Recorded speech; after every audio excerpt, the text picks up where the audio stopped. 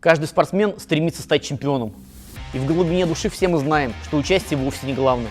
Главное доказать, что от боя к бою ты становишься лучше.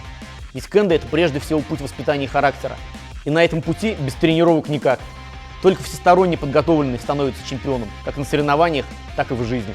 В кендо функциональной физподготовке не уделяется должного внимания. Как правило, от слова вообще. Отчасти потому, что на тренировках попросту нет на это времени. Ведь чтобы познать это боевое искусство, не хватает и жизни. И занимаясь 3 раза в неделю, просто жалко тратить целую тренировку на специальную общефизическую подготовку спортсменов. Занимаясь кроссфитом с 2017 года, считаю это неверным. Не только для молодежи, для которых общая физическая подготовка является необходимостью в дальнейшей жизни, но и для спортсменов, желающих достичь результатов в кендо. Подтверждение этому я увидел в Японии, находясь там в 2018 году вместе с юниорами из Казани, Иваново и Питера, где мы участвовали в тренировках ведущих школьников, которые являлись чемпионами префектуры Аита. У них раз в неделю была обязательная тренировка, которую проводил тренер по функциональной подготовке. Я вижу результат этих дополнительных тренировок у ребят во время соревнований по кендо. Причем самое интересное, что они сами этого не замечают. Но я со стороны вижу, что они уже на порядок выносливее своих соперников. Не замечают того, что в какой-то момент их противники уже давным-давно сдулись, а они все еще могут работать, причем могут работать долго. Одна из проблем юниоров кендо состоит в том, что подготовленные ребята демонстрируют просто фантастические скорости в поединке, но их хватает максимум на пару минут. А поединки, как мы знаем, в дополнительное время могут длиться и 10, и 20, и даже 30 минут. Кроссфит — уникальное направление подготовки, у него фантастическое КПД, но при этом мало кто этим пользуется. Мы же с коллегами хотим показать вам, насколько полезны такие тренировки. Кроссфит – это отличная система для развития общей физической подготовки, как для атлетов, применительных к их виду спорта, так и для повседневной жизни. Ну, во-первых, кроссфит – это просто интересно.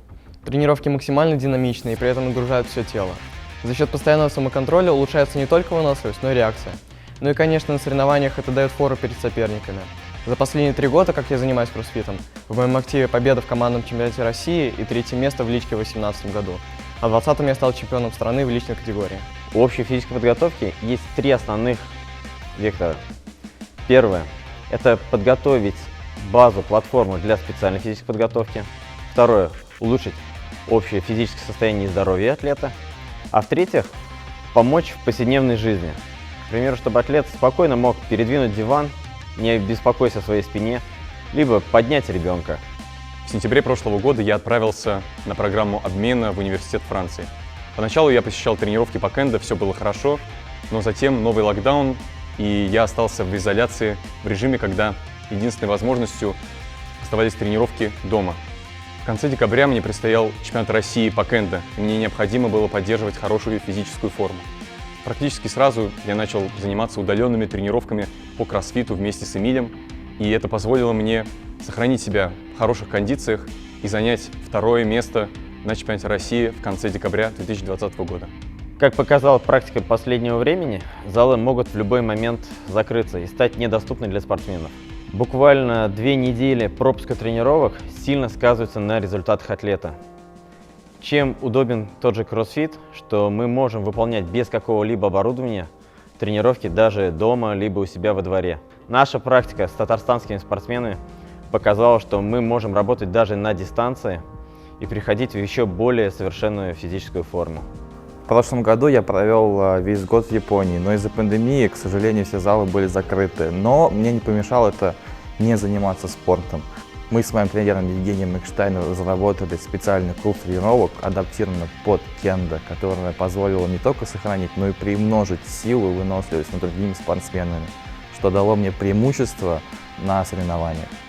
Хочу сказать, что это был замечательный опыт работать на удаленке по теме кендо, где мы могли не только поддерживать физические кондиции, но и работать над проблемными зонами, усилить их.